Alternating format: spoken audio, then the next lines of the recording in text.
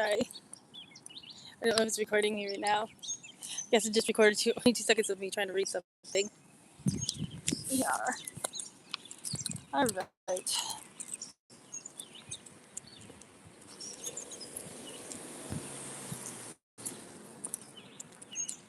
Hi. Sorry for the long delay in me talking. Can't be on the live very long today. Um, when everything is falling apart, does that mean it's going to come back together? I don't know. Right now, I'm just talking to a void because there's nobody online. I talked about Mercury in retrograde. It's in retrograde until the end of July, and then in the shadow into August. And I tried recording, got cut off. And I tried recording a video earlier for just my long form content on here, and so I freed up enough space on my phone, but still wasn't enough space. I started a Substack, and I'm really excited about it. And I made a cute little video there, and for some reason, that video didn't post. Just got really sad for a moment because I discussed in another video how I lost my position at as a coordinator at the gym. I'm still teaching group fitness there, and I am still teaching ballet, so I still have a couple of my jobs in search of another one. I'm a solo mom. Right? Everything has been, I'm just having moments, and I'm sure, and I'm just expressing myself. And I think I'm going to make a long form content video about this. I've had this personal brand festering inside of me for a long time. I had my awakening in 2017, right? But, and I've had this idea that's evolved through time, and that I've even been able to launch forms of it in New York City. It's called Dance Asana. It's basically, dance is a series of poses, put together through transition, and then bring it out into space. So that class went pretty well, but it's New York City. So many people, so many opportunities, and you really do get a shot. Now I'm back in my hometown, and it's hard to get a shot. Why did New York City seem so much easier? I just feel like it was more open-minded. I don't know. But it's been inside me forever, this thought. When I graduated from NYU, hey, hello, say hello if you're online and you want to hear me talk about when everything falls apart. Does it come back together?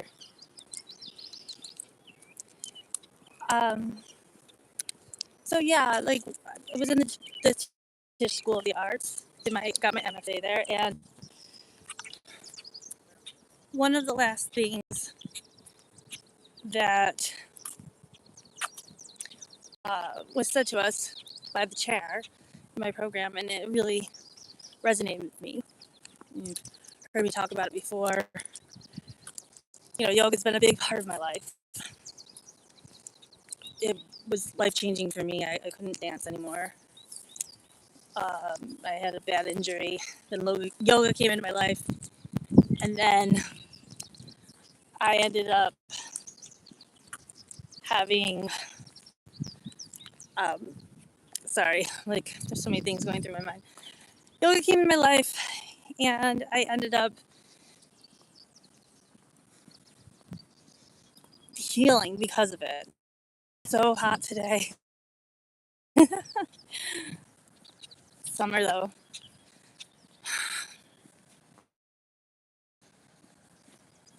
And the chair said, on my last day at Tisch School, and I loved it. It always resonated with me. You know, we gave you the tools to create whatever you want. And that's really, even though I was in Tisch School, you know, they have the acting program. It's, you know, it's an arts program. I wasn't in the acting program. I was in the dance, composition, choreography program. Right? I had already done my years in ballet, and now I'm diving into the contemporary dance world, and just grateful to be a dancer again. Things were falling apart before that for me, right? I was on track to be with the Boston Ballet. I got a teaching position there. I was entering in. I was hoping to make it to corps ballet, and then maybe possibly the soloist before I retired. All that jazz. And then injury took it away from me. And it was the SI joint, so hard for transitions. Doctor said I'm not gonna be able to dance again. I needed something to fill my void because movement is a big part of me. You know, when things were falling apart in that aspect and my identity being tied to dance, yeah, yoga was a big part in healing me physically, mentally, and spiritually. And that's been quite the journey. So when I graduated from NYU,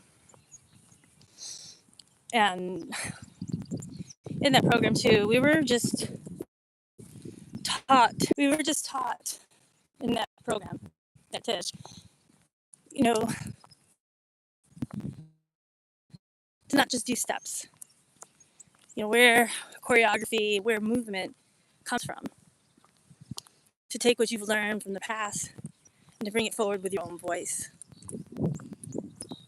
And my wheel started turning. This is 2009. I'm like, I really want to combine yoga and dance, right? There's no difference between. Am I on here still?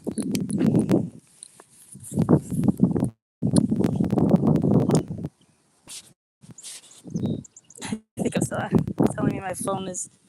Yes, I know my iPhone is. Sorry. The only difference is okay. I mean, there's a series of. There's the asanas, right? In yoga. Right? In ballet, we have the poses. An asana is a pose. Right? Ballet, we start at the bar and we're limited to going through space. Right? But we practice all those poses at the bar with transitions. But you're limited to that spot on the bar. And it's also preparing you to be in the center to go through space. Right? So I wanted to add those transitions and take everybody off the mat and take those poses that we've been practicing and put them through space. Right? And things were good. Things were good. I ended up graduating from NYU. I was not limited in my beliefs anymore thanks to yoga. You know, I was thinking, oh, I mean, I went to NYU at 28. My old thought patterns were, I will have to be done with dancing by 28. I'd be too old. Well, I finished at 29. And I wasn't too late. And I ran into other people along the way that were older than me, that were just beginning things, right? But I was in New York City. And I feel like in that city, I'm sure there are some limiting beliefs, but I feel like people are a little bit more open-minded, right? As I had mentioned before. You know, it's filled with people that became the exception, not the rule. It's also a part of being an artist and being surrounded by artists. Well, it was a struggle, But having NYU now on my resume opened some more doors, you know. But then, as well, I was really itching to meet the right person for me at that point in time. And I really wanted to have a baby. I really have, since I was a little girl, I wanted to have a baby. It was a priority to have in my life, not just to have, right? I wanted to be a mother. I wanted to experience motherhood. And time was ticking away. And I was getting things. I landed at Peloton somehow, right? And I can talk about when manifestations go wrong, but they're going right, but they're going wrong. And it ties into, you know, luck is when preparation meets opportunity. And that's totally something with the Peloton experience, right? I I I got the opportunity, but I wasn't prepared because I was prepared for the wrong opportunity. Right? I was prepared to be a dancer. I auditioned for an off-Broadway show called Sleep No More. Some of my friends ended up getting into it too. And it was perfect, right up my alley, especially just leaving the Tisch school. And so I auditioned, and I thought, am I still there? I thought I was going to be late for it, but is this still running? Yeah, okay. And they let me in. I feel like there was something, forgot where. I think we auditioned at the McKendrick Hotel. I don't know, it was a very long time ago. Um, right? I mean, I had other cool opportunities. I became a ballet. I came on the steps on Broadway faculty. I was teaching ballet there. It was a full circle moment for me from when I was a kid, and took my first ballet class there at 13 when I had traveled to visit the city. Right? These are all really great accomplishments. I feel like sometimes I have nothing to show for it, especially if you're a dance world and you're a dance teacher. You'll know. Anyways, I auditioned for Sleep No More. Right? It was kind of like an interactive play, if you're not familiar with it. It's based off of Macbeth. It's very physical, but actually just coming from Tisch, I was prepared for that. I was prepared for that moment. However, I did not, keeps going out at me. I did not end up getting a role. I got callbacks, but I ultimately didn't get it. And I had gotten some things. I had my ups and downs. You know, I was working, I was doing the gig life, right? Started treating auditions like just another class, like a glorified class with the possibility of a really cool job at the end of it. And it's all mindset, it's all perspective. You can look at it as a rejection, almost there, but a rejection, or as a free workshop, a free class, free exposure, right? And maybe a job. So I didn't get the job. I was bummed, but I had become used to that with auditioning. You have to have a thick skin. You have to have a different perspective on it. And it was fun. It was cool to learn about it. Maybe I'll audition again. You can always do that, especially when you get so close, right? But I